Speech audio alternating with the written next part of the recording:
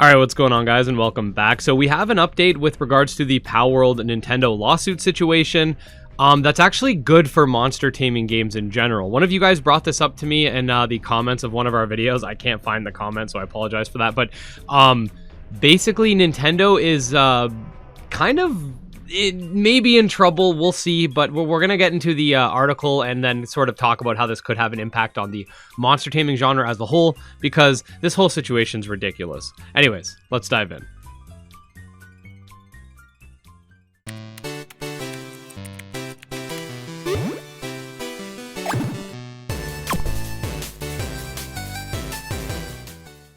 Okay, so we're here on IGN.com, and the article is titled, "Nintendo and the Pokemon Company's monster capture patent rejected may signal problems for their palworld lawsuit." So this isn't something necessarily strictly about palworld, but about monster taming in general, which I think is a good thing. Because if you don't know, Nintendo, instead of upping their game and making better products and actually putting more investment into their products, they would rather spend money, filing lawsuits and patents and all this other crap so that other games can't be made, because they want a monopoly on monster taming, even though they didn't create that genre.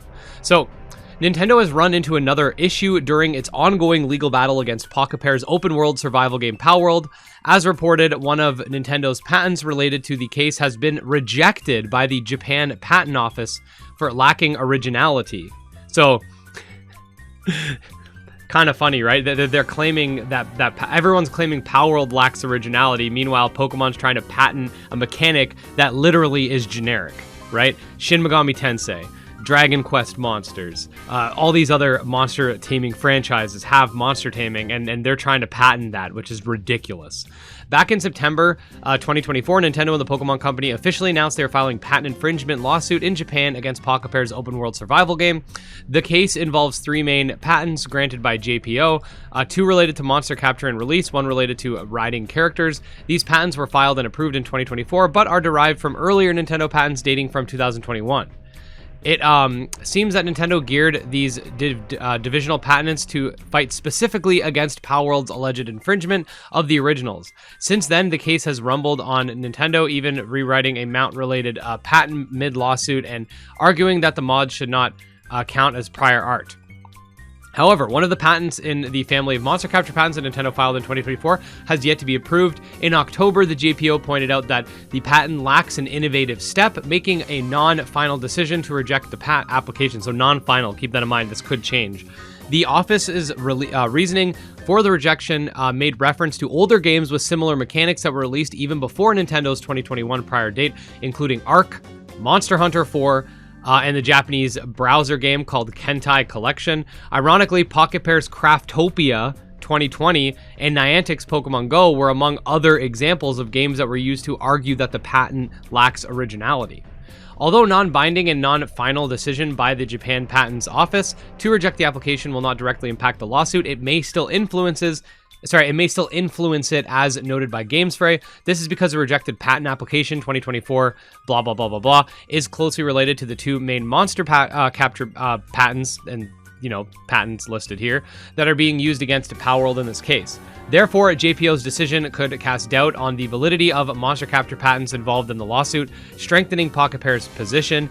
It could aid in the argument that palworld is not infringing on Nintendo's patent, rather than palworld's monster capture mechanics are merely building upon decades of similar systems found in older games made by various developers.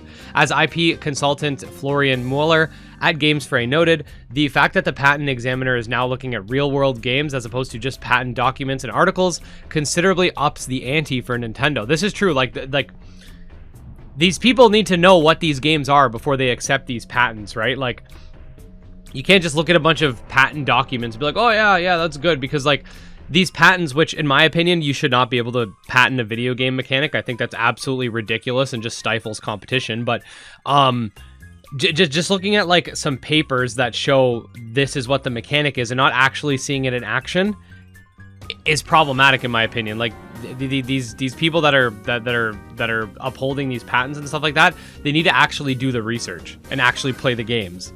Earlier this month, former Capcom developer Yoshiki Okamoto issued comments seemingly against Pocket and Palworld, sparking a backlash from viewers. In a YouTube video posted on September 27th, he said that Palworld had crossed a line that should not be crossed, and I don't want the world to become a place where this kind of thing is acceptable. Last month, Pocket announced Palworld Pal Farm, just a week after Nintendo revealed fellow cozy farming sim Pokemon Pokopia. Pocket announced on September 16th that Palworld would get an official 1.0 sometime in 2026. Look, there's no way Palworld knew about Pokopia before they announced it, right? Before they were getting ready to announce Pal Farm. Did they maybe time the release and speed up the process in order to get it out? Probably. But acting like Pal Farm was like quickly developed within the week that Pokopia was announced is just ridiculous. It wasn't. At GDC in March, IGN sat down for an extended conversation with Bucky. Following his talk at the conference Community Manager Summit, a Palworld roller coaster surviving the drop. During that talk, Bucky, they called him Buckley.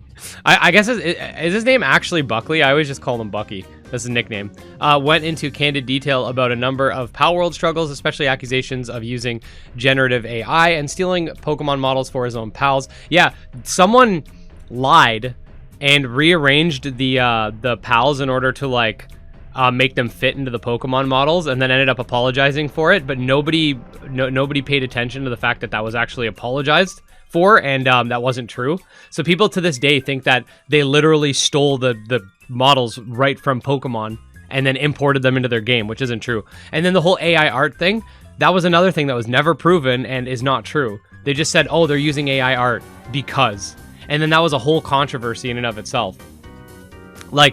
There were people just causing controversy for Palworld just because they didn't like that it was daring to challenge Nintendo in any way. And then the whole thing became like, oh, well, the designs are so similar. Who cares, man? Who cares? People are so ridiculous. He even commented on Nintendo's patent infringement lawsuit against the studio, saying as it came as a shock and that was something that nobody even considered. So, couple things of note here.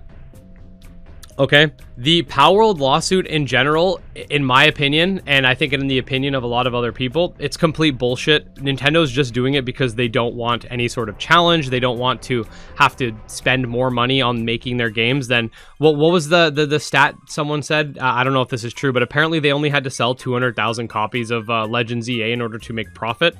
And come on, it goes to show they're putting minimal and again, look, it doesn't matter how much money you spend on a game. You could spend way more money and still make a shitty game, but the point is they have all of these limitations, like these PS2 textures, the open world being tiny, like the battle system even not being very good. Pokemon fans saying that the battle system in Legends EA is this crazy insane innovation, it just shows that they haven't played any other monster taming games, because it's not. But the fact that they only spend a very small amount of money on their games, and then the games have the same models, similar animations, the games are of a quality that is from 2 decades ago, and then they turn around and they want to spend all this money on suing Palworld because it's someone's trying to compete with us. That's just crazy to me. So I am glad that the patent office rejected this patent. Usually, at least from what I've seen with this whole situation in Japan, if a big company wants something, big company gets something. So I'm glad that this didn't actually make it through. It's probably because it would have ended up encroaching on other big companies like the Capcom for Monster Hunter and what was the other one? Capcom and what was the other game they mentioned? Oh, and Arc. Arc's not really a big studio or anything, but it would also end up